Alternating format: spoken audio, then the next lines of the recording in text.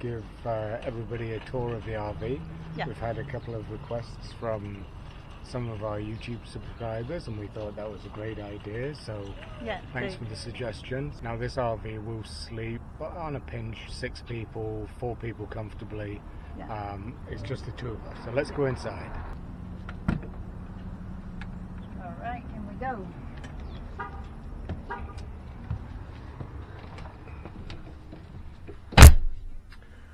So here we are inside. First thing you notice is the cab. You can walk through from the motorhome into the cab, so you don't have to get out in the adverse weather and come in a side door, although it has a tow haul thing here which will maintain if you're on a big long hill like we were the other day on 10 Mile Hill.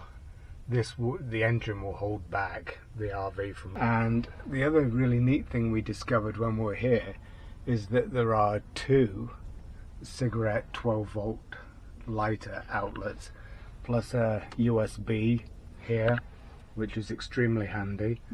Of driving the RV. And one of the most important things which you don't think about is the height of the RV. We have come close twice and we've turned away from one gas station when we saw that the height was too low for us. So very important to keep that in mind. So team, why don't you show the main living area? Okay, so the main living area for us, this is the whole of the seating area which we've been eating out. We are very lucky, we have this open at the moment, so the whole of this area slides out about extra 3 feet. It does. When it comes back in, it would be to about here. But we slide it out and it's just like a mini apartment. We have the table here, we have cup holders or beer holders here, and this is great. We have lots of cupboard space. And it's also converts to a bed as well, although we haven't needed to do that because there's just the 2 of us and there's a separate bedroom that we're using. Once again, tons of storage down here, which same on the other side. And over here, and the table is removable as well. Over here in the kitchen area, there's everything. There's the sink. There's an extra cutting area if you need that. Yeah, if you need an extension for the countertop, and it's all granite. Yeah, which is very nice. Lots of drawers here, sockets if you need outlets. Above the driver's cab, which if I come back can show you, there are 2 single beds. There's one here, and this center section there's a flap here which folds down towards you that puts a floor down here, so you could make that into a double or a twin bed up there. So that would make then a total of 6 people. So let me just show the folks how the bump out works. Oh, okay. So this is our mission control panel. It tells us our voltage on the motorhome batteries at the moment, because the motorhome has separate batteries to the engine. We have our water readout here, so we can basically look at our grey water, which is from basins, sinks. We got black water, which is from the toilet. We got fresh water, which we don't drink, but we use it for washing and cooking and boiling. And then down here, the water heater. So it will run on gas or electric. We have the water pump to pump the water, and then we have lights for the living room and kitchen, which makes the place a heck of a lot more jolly. And then here's the slide out. So if I'll press the button and you can begin to hear the poor old RV groan, but hopefully you can see that it comes right inside the motorhome. So we generally, when we park, we'll push it out, and it gives us so much more floor space. Probably another, what, 3 to 4 foot? Yeah. Yeah, that's it. And so that's been very spacious. We've got a pantry unit here. With lots of shelving, we've got And there's drawers. a bank of USB ports under here, which is extremely useful for charging. Yeah, we've been charging all the iPads and batteries and things there. A window here opens. They all have fly screens on because in the heart of summertime you could well end up with mosquitoes later on in the evening, and you wouldn't want them coming in. I have a nice skylight which is directly above the sitting area, so you get plenty of natural daylight. There is a flat screen TV which we haven't used. We haven't needed it. We've been too busy driving or looking. And that plugs in to a cigarette lighter up here, so it works off the 12-volt battery system. And there's also a radio and DVD player here. So then over on the kitchen side, I'll let Tina explain so that. Up here we have the microwave. We haven't actually used this because we haven't actually been on a campground where we've plugged into the electric. So that's the only thing we're not using is the microwave. We use all the time, all the cooking here. There's 3 cooking hobs on the top. Do you want to lift the glass up just to show how it works? This is really easy. We just lift it up here. So we have 3 hobs for cooking. There is also an oven. We actually haven't used it, and it looks brand new, so I guess nobody else has used it either. all works off propane. Yeah, which is great. We have a full size, well, pretty big freezer. For an RV, it's huge. A fridge freezer. And the fridge is enormous. Yeah, just like being at home. So really, you have absolutely everything.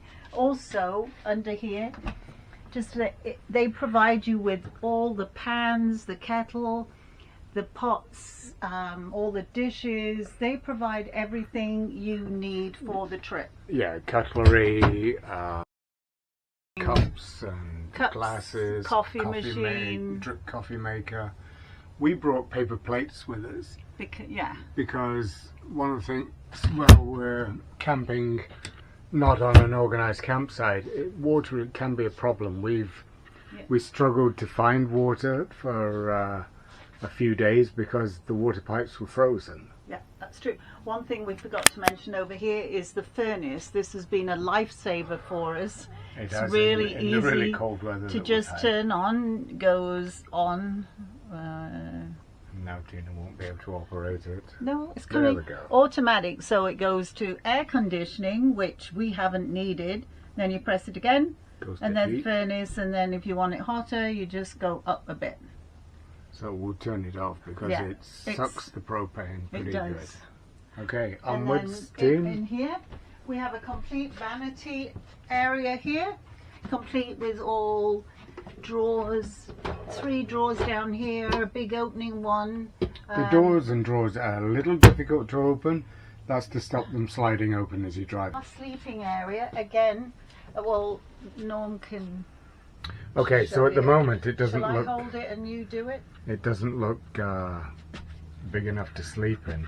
The mattress cracks in half. It rides up on each other.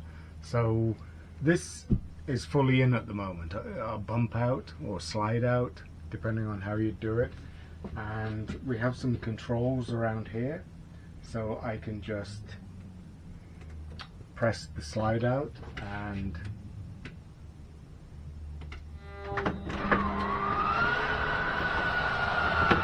the bed section pushes out to double the size of the bed, so it becomes a full queen size bed. And there's 3 windows, so there's plenty of light in that sort of nook area, as well as a normal window. There's a couple of reading lights to go at the back.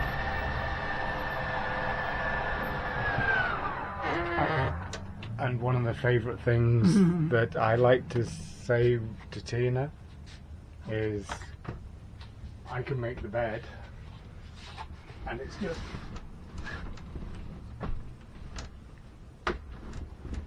there. bed's made. And so that gives you a full queen bed in seconds. in seconds. And if you come around the corner, this whole section here is a bump out as well. So his and hers wardrobes with drawer stacks underneath to it. So that's pretty much our RV. If you want we've got additional we've forgotten privacy for the bedroom. Oh.